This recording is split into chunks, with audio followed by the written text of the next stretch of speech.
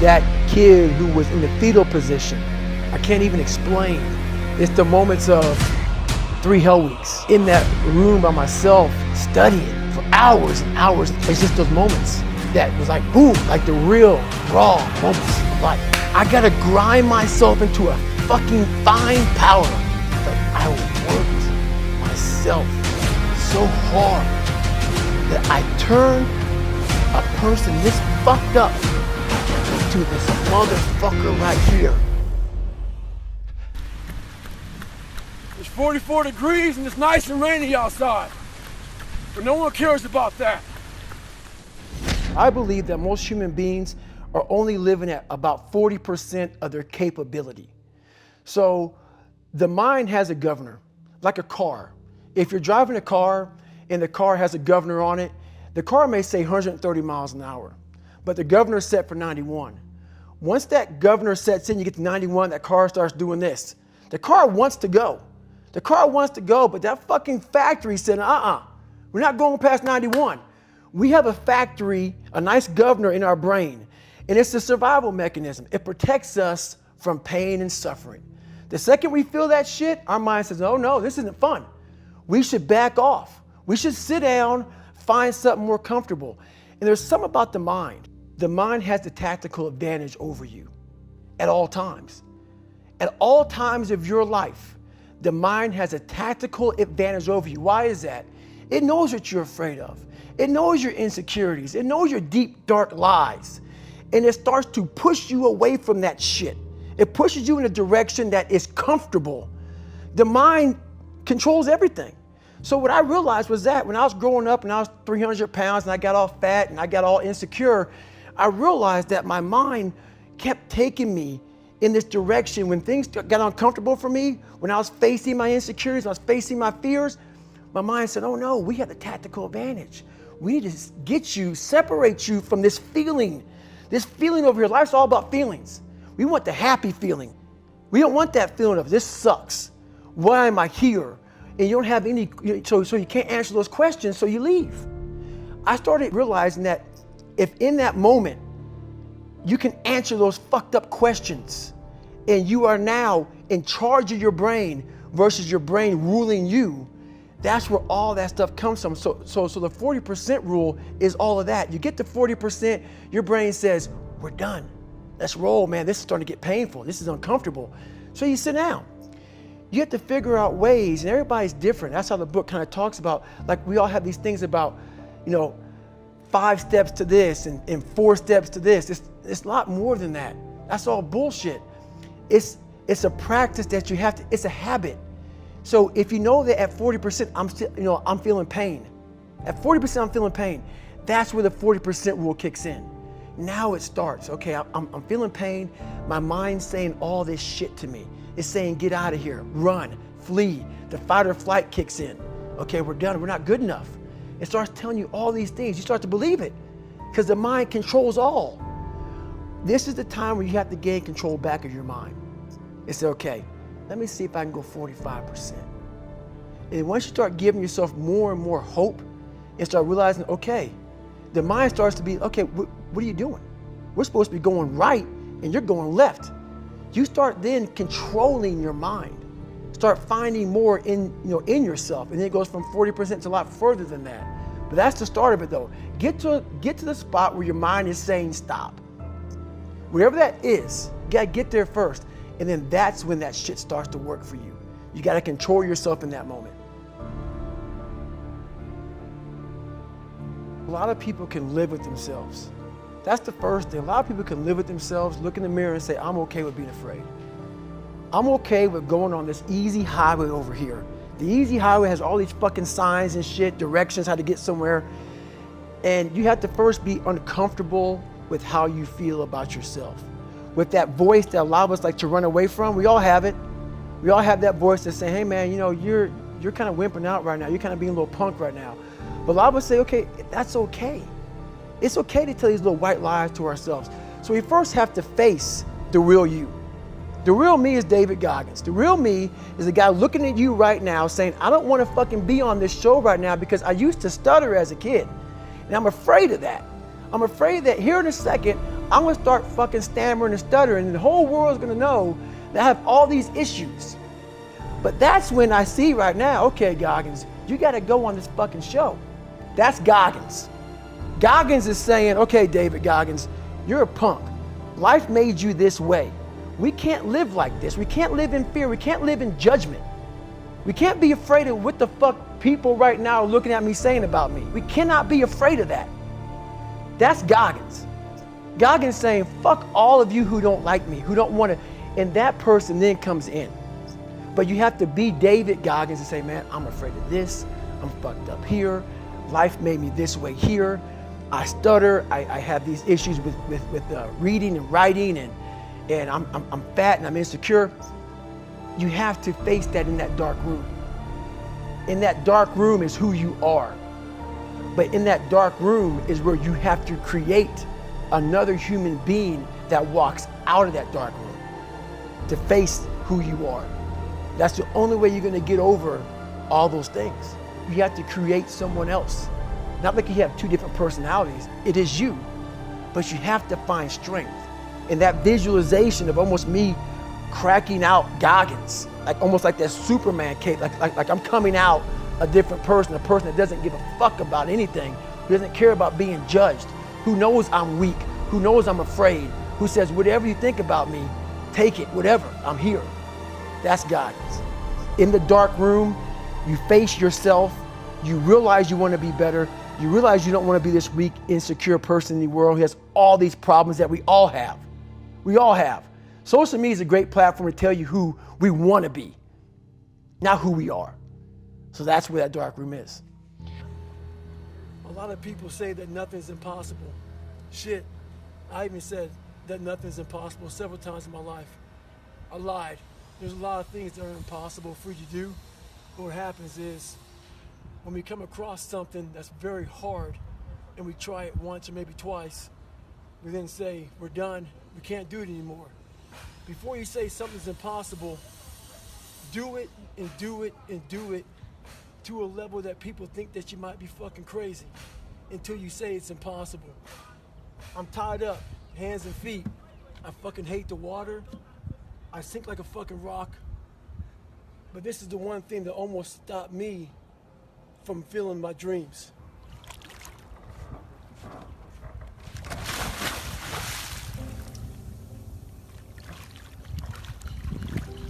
So in my book, I talk about it a lot. It was my junior year in high school, and I fell back a lot. I fell back in this fucking hole of life. The second you think that you've overcome it and you've climbed Everest, you're on that last hold, and life will say, not today, motherfucker. And it'll push you down. And my junior year in high school, I missed a whole bunch of school, was lying to my mom, had like a 1 point something GPA. I was just jacked up. I mean, I was in one of the worst spots in my life. And my mom was going through a lot of shit too. And she didn't have time to sit back and baby me. And it was me against me. My pants were down to my knees. I was not, whatever was going on, I was in a bad shape. So I went to the bathroom and I had this weird haircut because I wanted attention. I was an attention getter. I went to an all-white school pretty much. Some of the kids liked me, a lot of them didn't like me, whatever. Didn't fucking matter. I was looking for something. So I would dress differently, crazy haircuts, and I went to the mirror and the reflection in it revealed a lot of bad things. A lot of things that I was hiding behind the saggy pants. And I'm looking at myself in the mirror going like, God, dog, dude, you are something else, man. Like you have created a character. I want to be the cool guy table. And whatever I could do to get attention, I did. It wasn't me. It wasn't who I was inside, but I was scared for anybody to know who I was inside. So in that accountability mirror, I call it, I got real with myself. And I said, you have a third grade reading level, which is hard to admit when you're a junior in high school that you copied on every single thing you did because of fear they're gonna put me in a special school. We all know what special means. I'm gonna have a title on myself the rest of my life. And being cool, you don't have a title on yourself. So I started cheating. I was dumb. And people say, oh, you know, you have a learning disability. I had a learning disability, but I realized I was lazy. So I called myself out there. I called myself out every which way possible. I didn't call myself out, I was just honest. I was honest. Look at yourself, man. Look at yourself. And it was that day, in a couple of days after that, I just got real with myself. And every day I came home, I called the accountability mirror. What am I gonna do today to change what I see in this mirror? What am I gonna do today? And a lot of it was, I stopped sitting with the cool guys. I actually tucked my shirt in and went to school looking like, hey man, this is how I'm gonna look. If you don't like it, so be it. I had to really wear this layer of skin. I had to develop a really callous skin on me to take whatever you're gonna call me, you're gonna call me. Whatever I'm gonna be, I wasn't a geek, but whoever I am, you're gonna see me. You're gonna see me for who I am, because I need to change who I'm not. And that accountability mirror just became raw. And when I became fat over the years, because I fell back in the hole, I called myself fat, because I was fat. And people don't want to do that. They want to say, oh, don't call yourself fat. Don't call yourself dumb. If you're not real and raw with who the fuck you are, nothing's gonna change. And in this nice new world that we live in, we want to hear, you're just a little big. No, man, you might be fat. And it's okay to hear that from yourself and from everybody else. So that's where it started at. And it's raw. It gets ugly sometimes with me in that mirror, but I'm also proud of myself to be able to tell myself that and then fix what's in that mirror. So the first thing about it is, once you realize it, and you have to realize it, you gotta call yourself out. Addressing it is very small. It doesn't go from like one morning, this way, next morning I wake up and presto, 5 steps to greatness. No, it ain't that, brother. You read my book, this is hard work. It's every day, like right now. I had to be honest with you, man. I'm even shaking right now being on this show. I'm a big time introvert. How you address it is you face it. You face it every day. You face it every single day of your life, where you say, okay, like if you're fat, you need to lose weight. It's patience. It's patience in this fact of accepting who you are right now. I'm fat, I don't like myself. Accepting the fact that if you lose 3 or 4 pounds, that's a huge accomplishment. You have to live in your own fucking world. You cannot judge yourself. That's why social media and all these things are horrible. You can't judge yourself off of the so-called competition that we have made up in our mind. The things that, how people look, how people act, how smart someone is. This is a race that you run completely alone. And you're all by yourself.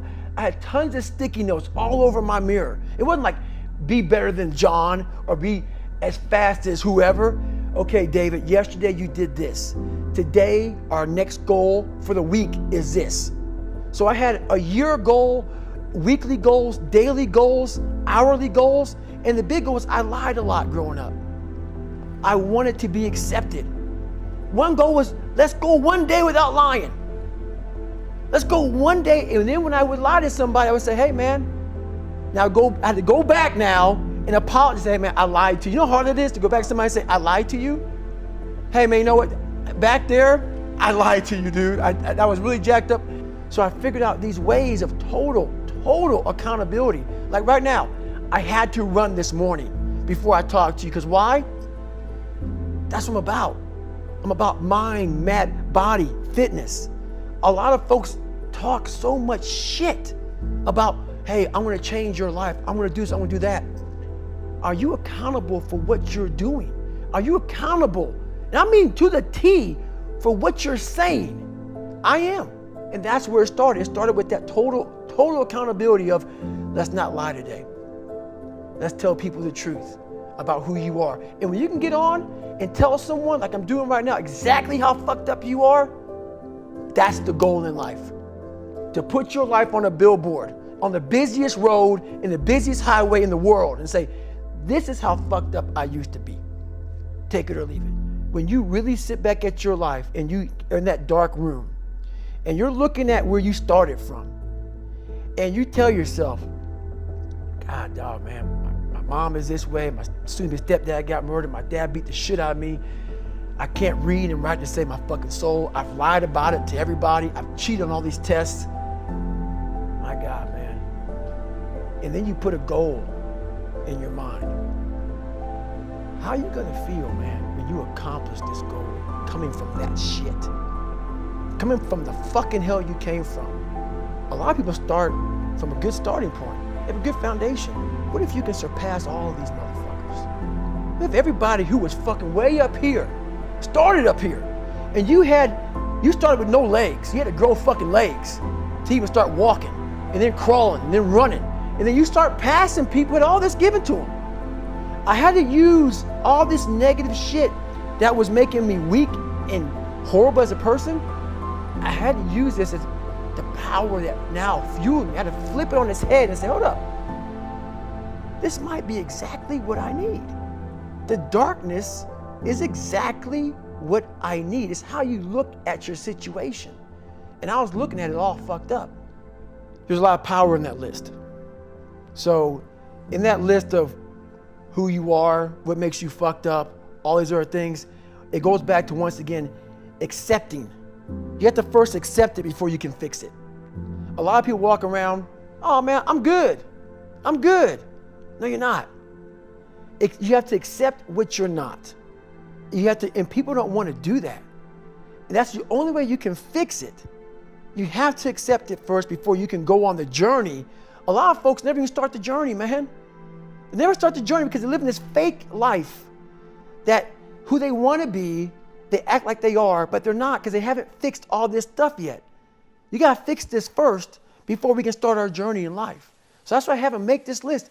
You fix these problems, now your journey can begin because you no longer care about how people are judging you. When you care more about how someone's judging you, you're going to stay right there. There's no forward momentum. So that's the whole thing about that list. You're not the smartest person in school. I had that issue. So my big thing was how I addressed that problem was I had to sit down. Each thing that is wrong with you has to be a focal point. You can't look at this gigantic list and say, I got to change all this shit. My God, this is crazy. No. You take off the first one. I want to be smarter. For me, that was my thing. I have to become more intelligent. I have such a severe learning disability, man. I can't retain shit. I had to now get that one thing and then strategize in that one problem. How can I do this? I'm not going to learn like you. I'm not going to learn like anybody else. How am I going to figure this out? So I then figured out, okay, where are my strengths here? Where are my weaknesses in learning? All right, man, how am I going to do this? And I figured out a way to do it by just strategizing. So how I learn to this day, if I have a big manual to study, I will have to get a bunch of spiral notebooks from the daggone store. And each page, I have to write each page out, maybe 10 times. So there was a 1,000-page dive manual that I got 18 months before I went to dive school. Most people, I'm not smart, I'm gonna go see if I can pass this test. I realized, hang on a second, I'm not smart. How can I get past this? How can I get through this obstacle? I need to acquire this book 18 months in advance because it could take me 18 months to write down each page over and over again to then put it to memory. So when the question came up, I had written that question so many times down on paper that I can recall, okay, page 71 was where I remember seeing this, and I can recall it that way. And that's how I did it. So you gotta strategize on each problem you have in life. Slowly break down that problem. Don't think about all the problems you have, just one at a time. And before you know it, you fix all these problems, but you cannot focus on all of them. Just on the one thing at a time.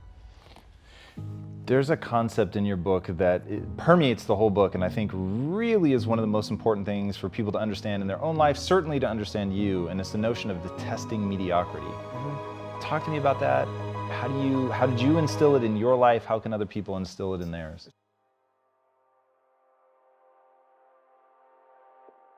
Don't get it twisted. It's not about flipping tires. I'm in Las Vegas right now and it's hot as shit. It's not about any of that. But what it is about is a lot of us give total control to life. We don't have any control of it. We just give all control to life. I do this shit every morning to prepare my mind for what life's gonna throw at me. A healthy body gives you a healthy mind. That's what it's about. So if you go into battle You want to go in about the right mindset, the right gear. In combat, you wear body armor. But what we do wrong is we don't strengthen our minds. You gotta strengthen your mind, take control of that. So then when you get out in the real world, and they fuck you up, you got protection. One of the biggest things in the world, a lot of us, mediocrity is everywhere right now. And we're all trying to find an easy way out. And we're judging ourselves. Let's say there's 10 people in this room, and we're all mediocre. But I'm the best of the mediocre people. I now think I'm great. I'm great. We surround ourselves around people that make us feel great. They tell us what we want to hear.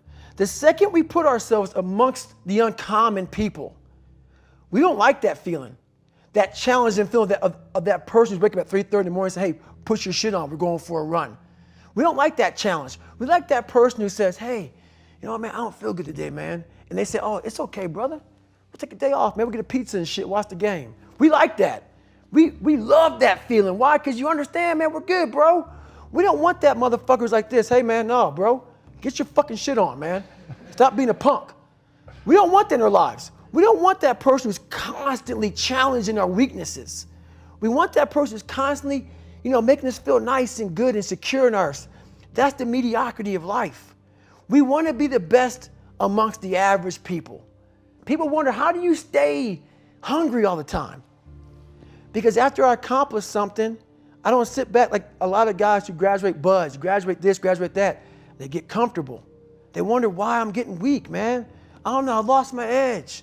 What's going on? Because once you hit the top of the fucking mountain, guess what happened? I'm good. I'm good, so you wonder why you're falling down now.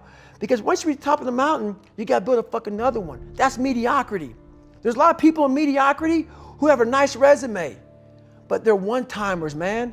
They hit a one-time deal, they busted it open, got a lot of money, but they're good. You're mediocre now, man. What are you fucking doing today, tomorrow, the next fucking day? That's why I don't listen to theorists. I don't listen to all that bullshit. I listen to a motherfucker who's like this, man. What's wrong, man? I'm fucking tired, dude. Why are you tired? Because tomorrow, I gotta do the fucking shit again, man. Whatever the shit is that made me fucking nauseous and sick to my stomach, it made me hurt. There's no ending. And that's the person I listen to. That's the person who's gained knowledge. You gain knowledge through suffering. And on the other end of suffering is a world that very few have ever seen. It's a beautiful world because that's where you find yourself. You don't find yourself in over here. You find yourself on the other end. Like that 100-mile race I was on, I ran it for 24 hours. I found myself on the other end of that fucking race. That 19 hours, I found, wow, there's a whole nother fucking world out here that I've never even saw. But the world's in your mind. And that's what all that mediocrity is about. Mediocrity is contagious. Not getting civilized is about having a savage mentality. Civilized is something where people, it's a comfortable world. A lot of us say, like for instance, I see these athletes right now who retire, I'm 38, I'm 39, I did 20 years at the top of my game, and I'm chilling out now. You see them a year later and how they look. What the hell just happened to you, dude? What the hell? You're one of the greatest athletes of all time. Kids looked up to you. Women, men of all ages looked up to you. And they hit the pinnacle where it's time to retire, and their mind says, whew, I'm civilized. The worst thing that could ever happen to any human being is they become civilized. It's that total accountability. Like even when you retire, there's a motherfucker looking at me and judging me right now, man. I was the baddest person to ever live. It doesn't go away, man. You gotta wake up, even though you retired, you never retired. You're setting the example every single day of your life. And being civilized feels so good. I'm sorry, man. Once you get to the top, you may retire, but you ain't never coming back home, man, because now you're judged. People see you falling off. You wanna be that guy who knows I may be retired from the sport or from whatever I did, but I'll be damned if you ever see me looking like shit. feeling like shit, not arriving. People, I've arrived. I've arrived mentality. You're always setting the example. Civilization feels so good. These comfortable feelings are what people want. They want retirement. They want that. They need that. It's a yearning feeling. I want it too. People love putting a label on me about, my God, man, you're just wired different. I'm not fucking wired different, dude. I'm thinking right now, after I got past my stuttering thing, now I'm on a roll, I'm good now. You know what I'm thinking about right now? I gotta fucking wake up tomorrow and do the same shit again. I gotta leave this fucking interview and go stretch out for 2.5 hours. I hate that shit. But guess what it does though? I'm constantly callousing over my victim's mentality that I once had growing up. Every day you have to do this shit. Because why? When you stop doing it, you don't just maintain it. If you stop shooting a gun, you're not gonna be a great shot if you pick a gun up a year from now. The only way to keep from getting rusty is to constantly oil that motherfucking machine. The machine is this. You gotta keep challenging it every day.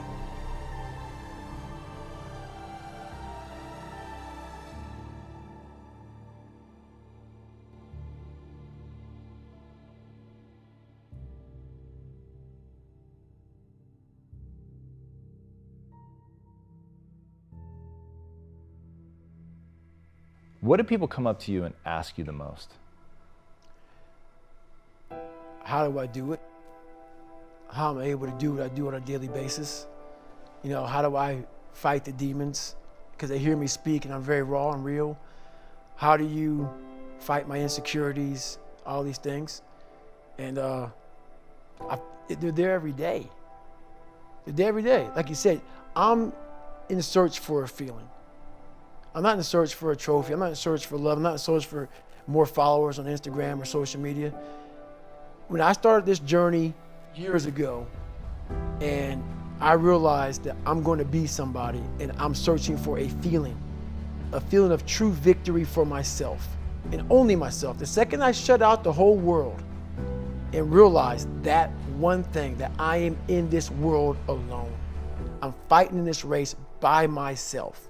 Yeah, I'm all about people, I'm all about team, I'm all about that shit. But I'm really all about right now and in my life, just like you said, no one knows the real truth about me, how hard I really go. I don't care if anybody knows. I don't want anybody to know. I'm an introvert. I live an introverted life. And I love that about me. That right there is my fuel, is I know that there's really no one out there grinding like me. And if they are, so be it. If I know about you, I'll make sure that I up my game. That's what the mentality is all about. My whole thing is a mentality thing. Like I told you the last time I was on the show, I viewed myself as the weakest person on the planet Earth. My goal in life was to, in my mind, believe I'm the hardest man alive. And that's why the whole thing is can't hurt me. That's what it's about. It's about whatever you think you are, you have to make that dream a reality. But that's where the hard part is making that dream reality. That's where the hard work comes. That's where people know, how do you keep grinding every day? You have to make those insecurities, those fears. Like when I was 300 pounds, I didn't have any drive. I'm gonna go be a Navy SEAL. What kind of stupid shit is that, 300 pounds? There wasn't like a drive to go be a Navy SEAL. I was an insecure, lying kid, afraid. I had to look at my insecurities and in my fear and find drive in that. We're all looking for passion. Passion's all around you. You have a whole fucking stack of it all around you. It's your insecurities, all that shit. You gotta dive deep in that shit. It's all in there. All the energy and fuel you need is right in yourself. It's all there. You got a lot of stuff to do to overcome. And you know, that's where I found it. I found it right there in my own insecurities. I found drive in my own insecurities. And that's the most powerful thing in the world. When you can find drive in your own doubt, fear, insecurities, you become very unstoppable.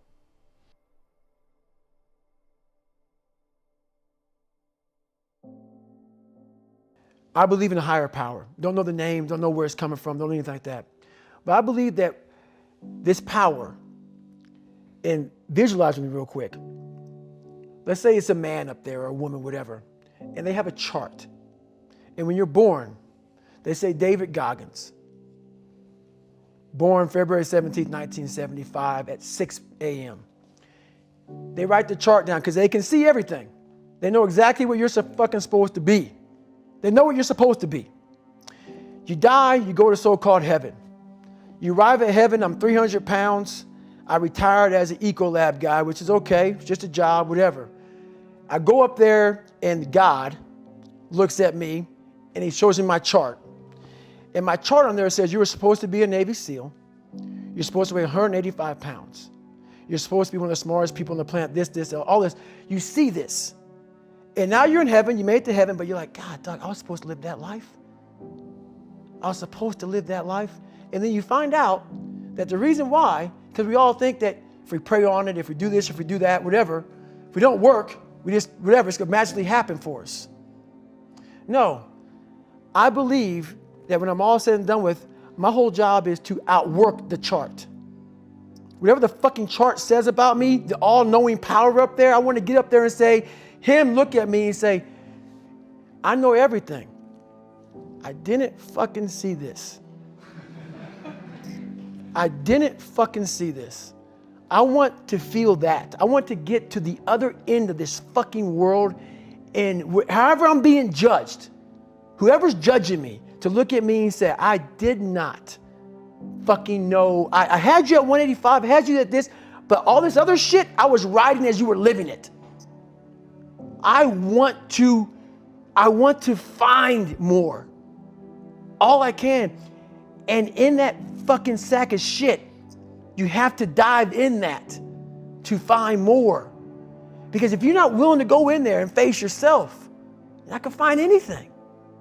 You're gonna live right here on surface, man, right here on surface. So if there is an ending to this world and there is somewhere to go and there's a judgment, you're gonna get there and you might see a chart. And that chart may tell you who the fuck you should have been. And now you get the rest of your life to think about that. Man, I could have lived a much better life if I just would have just suffered a little bit more. If I just would have went in that shit and realized I had so much more. But fear and the 40% and living here versus living here, being afraid, stopped me. So I'm a big guy in visualizing. I'm a big guy in making a world. It may not exist. To me, it does. To me, it does. And I'm overpowering myself every day. And you got to find tools to do that. That's the tool that I use. So that's what it's all about.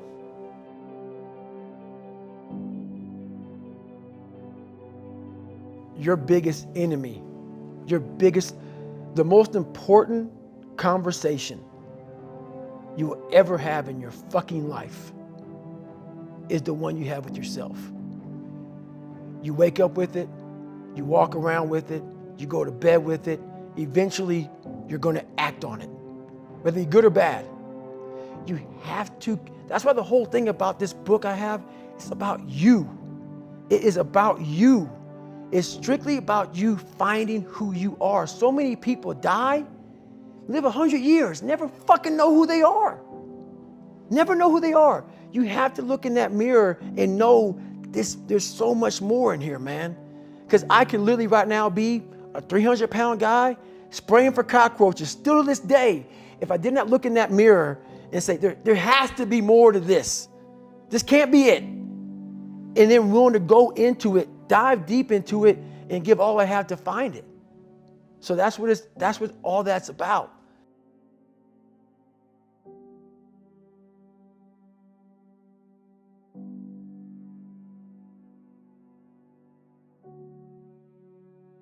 I can't believe I'm here. That kid who was in the fetal position the majority of his life. And so much the fact that my body and my hip flexors are tight to this day, that even though I was standing erect, my mind was in the fetal position.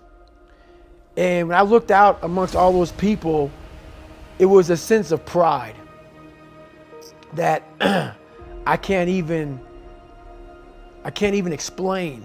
It's the moments of 3 hell weeks. It's the moments of in that room by myself studying for hours and hours and hours, trying to catch up with all the kids who are above me.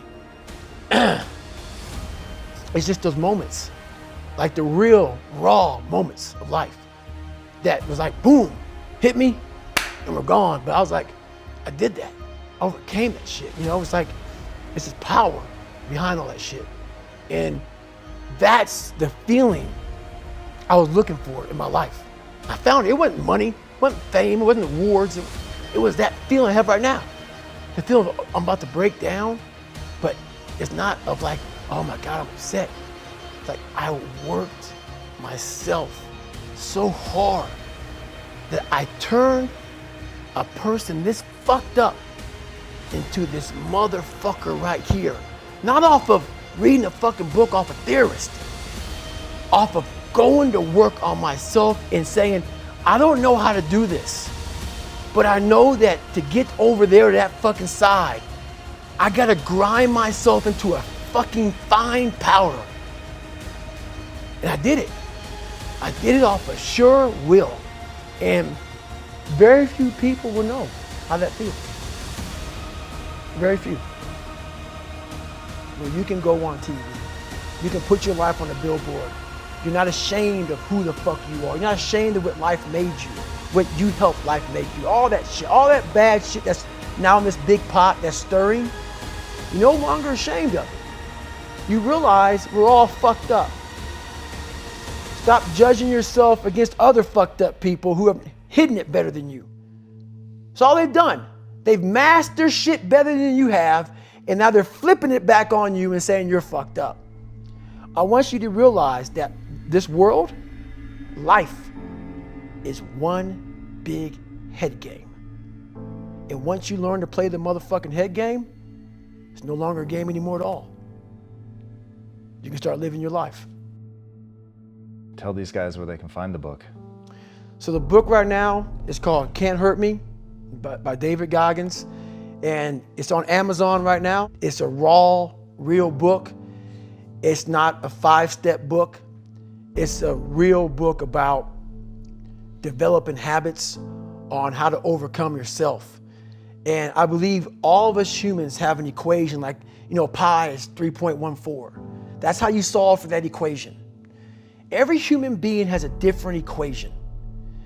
And there's not like some cookie cutter book of, hey, read this book and you'll be fixed. No, you gotta figure out your own personal equation. And once you figure out that equation, you now become a mathematical fucking genius about yourself. And that's what this book does. It makes you a fucking genius about who the fuck you are. And then from there, once you realize 3.14 is pi, you can solve any fucking equation in the world. That's what it's about.